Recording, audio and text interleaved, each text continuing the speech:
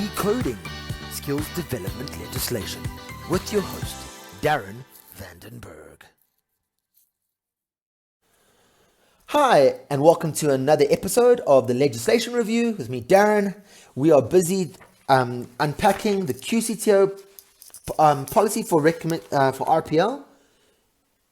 Okay, and this week we are discussing point 8, which is the underlying principles for the implementation of RPL, according to the QCTO.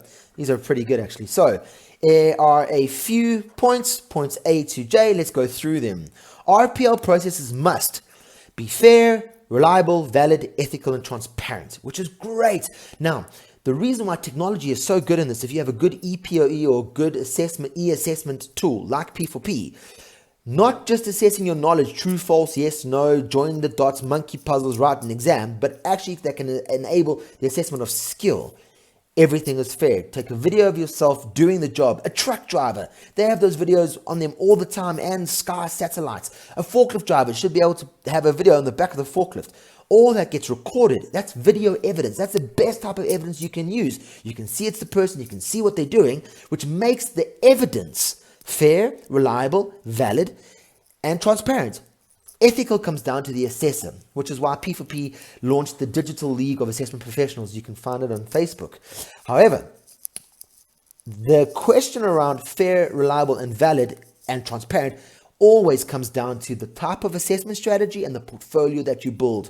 So if the portfolio is linked to a good assessment strategy, and assessment strategy defines the artifacts really well, your first principle of RPL becomes very simple. B, to be consistent across time, place, role players, and respond to a non-sectorial demand-led model. I had to go look up non-sectorial demand-led model because it was quite intriguing. And what it talks about is RPL process has to be able to cut across sectors. So whether it be seaters, whether it be businesses, the model's got to cut across and be available for all, which is why fair, reliable, valid, ethical, and transparent is so important. If you upskill your line managers and your supervisors to become the assessors, immediately you're falling into the first category of far more fair, far more reliable, far more valid. If your training departments become the moderation and ensure that those principles are achieved, immediately you've got a far better assessment strategy in place, far better assessment process in place, and RPL will become far simpler, far more effective. Okay, so it's talking about being consistent across time, place, role players, and then respond. So time, place, role players, consistency. That's in your assessment strategy. So if it's 2 hours, it's 2 hours. If it's 1 hour, it's 1 hour. If it's at night, it's at night. If it's in the day, it's in the day. Role players are assessors, learners, RPL candidates, moderators. They are the same. That's got to be defined up front, and that is an underlying principle.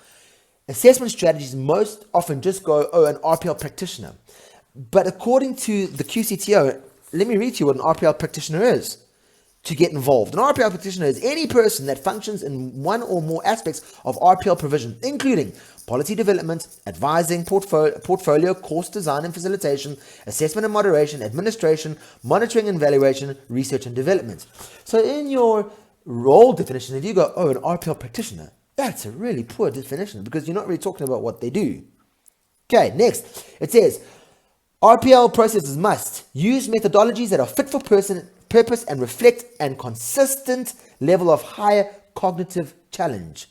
Okay, so yes, no, true, false, write an exam, frontal cortex memory, which is what most exams are built on for 3 hours, does not assess a higher cognitive challenge, even if you're at a higher level. So it might ask you for understanding and if slot A into tab B. But what happens when you're in the workplace and something happens that is not prepared for? Not a case study, not a what if, really happening. That's a higher cognitive level. So by demonstrating the skill, it's where you're going to actually get that in the best way. Have a good assessment strategy because RPL require that. Now, if your live learning does not reflect a consistent level of high cognitive challenge, and your RPL does, you have a big disconnect. Change your learning strategy. Change your learning assessment because your learning assessment and your RPL assessment should be exactly the same tool. And technology has now enabled that. Makes it simpler, more effective, easy to access. Okay, Avoid unfair exclusion, and this is really amusing for me. Unfair exclusion means that people cannot access your RPL because you don't have space, you don't have time, you don't have enough assessors. Well, technology has now enabled that. Unfair exclusion, if you define entry level into the RPL process very well, so either a level 5 qualification or 5 years of experience, which enables notional hours to be satisfied, or X, Y, or Z, then entry becomes really fair because you've defined what inclusion and exclusion is about. So someone comes to you and they want to do a level 5. You might turn around and go, nope, you don't have entry level requirements for level 5. So RPL yourself for a level 4. So you don't exclude them from the process. You just enable them into a different, more effective direction. Okay, next, empower potential learners by correctly placing them in formal and non-formal training programs at level which will be to their maximum advantage. Now, that is a byproduct of RPL. That's a post-RPL discussion. RPL is about where are you right now and a skills gap. That's RPL. RPL is not about teaching you or helping you upskill or coaching you or mentoring you. RPL is simply going, there's the assessment criteria, there's the artifact, are you competent? And the question is, if the artifact is unclear, you can ask for another artifact. And if the artifact is not legible, fine.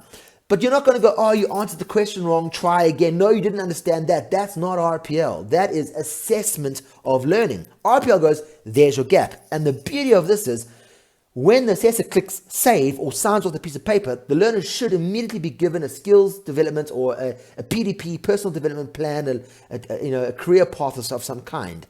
So without technology, that's all manual based, which is why RPL has always dragged its feet. And the policy clearly states that RPL is a focused point of redress. With technology, you can now assess the learner on technology, click the save button, competent, not competent. Immediately, a PDP gets generated for the learner, the assessor, the training provider, moderator if they want to as well, which means the learner can then go to their bosses and go, I RPL'd myself. Here's my gap. I only need module 3 of the qualification. Please, can you speak to the training provider? The training provider then only charges you for module 3 because you've paid for the RPL initiative. Now you don't have to pay for all 5 modules. You only pay for module 3 because you have a gap analysis, an accurate gap analysis. Simply, the technology should reopen you straight into that level 3 or that module 3. You wrap that up. It should track that you did RPL, it should track that you're a live learner, and you get your qualification on a process of learning. Hope that makes sense. All right. RPL processes should recognize the diversity of knowledge, skills, and learning styles and provide a holistic and a flexible assessment. You see, your assessment strategy again. Your assessment strategy has got to be able to be applied for the reason it's designed for the demonstration of skill. So, if you require somebody to be able to do a job, and if they don't have the minimum criteria to do the job, so let's, for example, say a truck driver, someone with a sight impediment probably shouldn't be driving trucks. So you wouldn't RPL them on truck driving. However, if we're talking about voice-activated stuff, that's irrelevant. You should be able to RPL them immediately, and you shouldn't then require them to read a screen when they are voice-activating. So you must change your assessment opportunity. Okay, next one. Must provide educational opportunities for lifelong learning. As I spoke about in the point before, RPL processes must meet the quality standards of a particular qualification or part qualification. That's why the qualifications are there. Dive into them, have a look at what the assessment criteria is, RPL against that. RPL should impress upon the candidates that there is no RPL without learning. It's very important that there is an entry-level requirement, a minimum requirement to RPL yourself into a qualification. So if a qualification is worth the old 240 credits, which is about 2,400 notional hours, that's about 2 years of learning. The minimum criteria into that should probably be 3 years of work experience so that you cover at least 360 credits of notional hours versus the 240. That would be an example, but RPL is not easier than live training. It's work. It's a lot more work. It's just a lot quicker and a lot more effective. And if your assessment strategy is designed well, RPL is very understandable. The last point is ensure that evidence assessment practices include on-the-job observation. You cannot do on-the-job observation by writing an exam. This is why technology is so important, because when we did work with a big train provider, they had 90 pages of assessment views per train driver. So they had to do 10 train drivers in a day. They had to get 900 pieces of paper. That's crazy. Because of the e-portfolio and e-assessment system, which we've created, the assessor now logs on, reviews all the assessment criteria digitally, signs the learner off as competent. The learner gets an immediate information of how they're doing or not doing, and that way you're really placing the learners in a good opportunity for the future. Cool. So that was point 8, underlying principles for the implementation of RPL. I hope you enjoyed it.